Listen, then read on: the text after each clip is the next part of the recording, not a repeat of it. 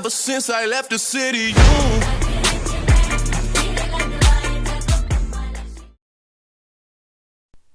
Ooh, that's quite the intro.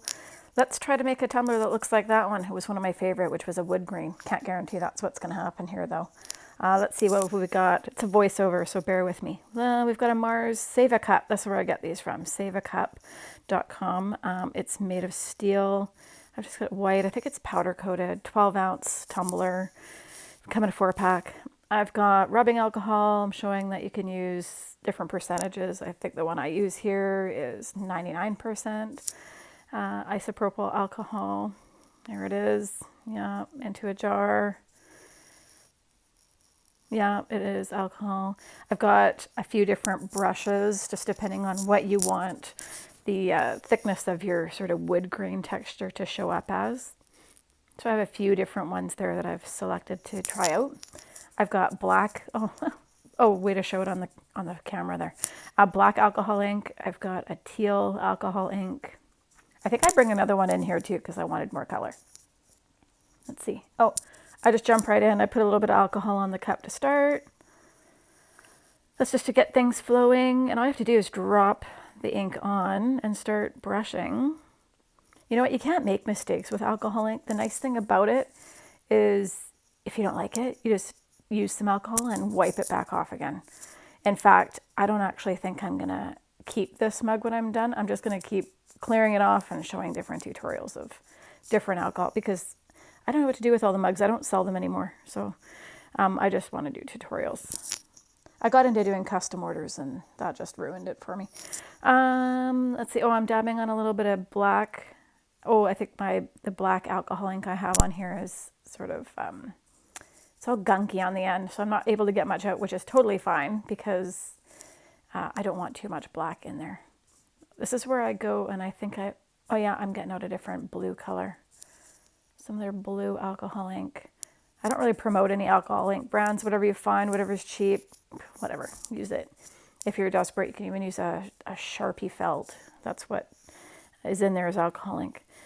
And yeah, I'm just brushing it on. I'm starting to like the mix of that color better.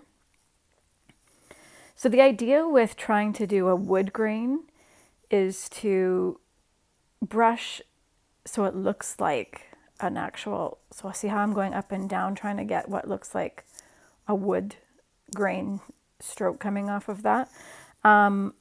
However, the more I end up playing with this one, I sort of end up abandoning a full idea of a wood grain because I end up getting some other really cool effects as I keep going. And that's the great thing about working with alcohol ink. Oh, here I'm changing up my brush. I'm like, let's see what happens if I try a different brush stroke. See how if you have too much alcohol in there, it's just going to wipe the ink off. So anyway, you just keep pushing the ink around until you get the desired effect. I made so many of these a couple Christmases ago. The one thing that I love about it is that I used a different color. Like I did a whole bunch of wood grain with some brown and yellow and black mixed to make it look like wood. But then I changed it up to this bluish color and I just love the way that looked. Like I would experiment if you're looking for a wood grain, but do a different color wood grain. Like do pink, do purple. I don't know, do something different. You don't need it to look like wood grain. Once I was finished with that cup, the one that I showed at the beginning, I end up spraying it. Actually, I'll describe that at the end of the video, but I spray it with a coating and then I put a light coat of epoxy on it and then I put a sticker on it or a vinyl thing on it and then coated it once more in a top coat to finish it up. Okay, so here I am just pushing all this around. You know what? I think this video ends up being like 20 minutes long. So let me try and speed this up because I'm really just putting more ink on, playing around, pushing it till I, get something I like. So yeah, hold on. Let me just cut this and speed it up. Okay, there we go. Speed it up a bit, Nat. Okay. Yeah, pushing it around. I'm just trying to get to the point where, here, see, it's starting to happen. There's a brush stroke that happens there that sort of causes like sort of like a broken wood sort of a look.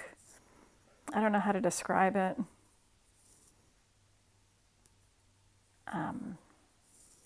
it's almost like the brush gets dry and then it just sort of, there, see, look at that. See, the brush gets dry and it leaves this sort of cracked look, which I end up really liking. Oh man, if I could just keep my work in the frame of the video, that would be good. I'm not really good at this videoing thing. But anyway, oh, don't forget to do the bottom. So yeah, gotta get some color on the bottom there. You know what, it kind of looks messy, but I like it. I really like the way this turned out. So it didn't really end up being a whole wood grain look. Da-da-da. So yeah, I'm just pushing this around. And the nice thing about alcohol ink, it pretty much dries instantly. Like you wait for maybe 5-10 seconds and it's dry to the touch. And then you just put some more alcohol or ink on your brush and keep working with it, which is great. That's why I like working with alcohol inks. All right, you know what? I'm even going to speed this up quicker because this is just ridiculous. I think, yeah, I played with this for so long. All right, hold on. Let me speed this up some more. Cut to the end or something. And boom, here we are. Yeah, I'm pretty much at the end. I've got these funky little strokes. Yeah, see, that's that cool part that I like on the side there. That's got all these sort of broken brush strokes on it. I really like the way that sort of turned out. So I didn't really end up going for that full wood grain look, but I don't know what I would call this, but I really liked it. And I don't know what I would do with it. Like I said, I think I'll probably just end up redoing this one for other tutorials. Oh, and here's what I was going to talk about. So this is the mug now all totally dry. Like I said, only takes a few seconds. I would, if I was going to finish this off, I would do a quick, you have to do Camar spray. Here, I think I show the Camar spray in this. Oh yeah, Camar varnish. So I would do like 2 or 3 coats of that and wait. You would want to wait a good 24 hours after doing that coat. Make sure it's totally dry. So do 2 coats of that. I think I make sure, I've had this problem on other wood grains before, but make sure when you do the Camar spray that you spray around the bottom edge really good, like around that edging, because you don't want that alcohol ink to seep if you put a coat of epoxy on it. And then really all I would do after that, once your Camar varnish is dry, after 24 hours, you can do a thin coat, or you could put a vinyl sticker on first and do a coat or 2 of epoxy on top, or do a quick thin coat of epoxy first and then put your decal on. Anyway, that's sort of what I would do. Or you could just not, skip the decal altogether, I don't know, and just put your top coat of epoxy on and call it a day. Do you need to have a tutorial about the epoxy? I don't know if I need to do that. Like I said, I want to save these mugs and just repeat tutorials. But anyway, if you want me to show you how I do a quick coat of epoxy on it, I can do that. Just let me know in the comments.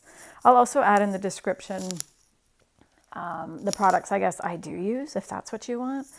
I can, yes, no, let me know. All right, catch you later. Hope you enjoyed. Bye.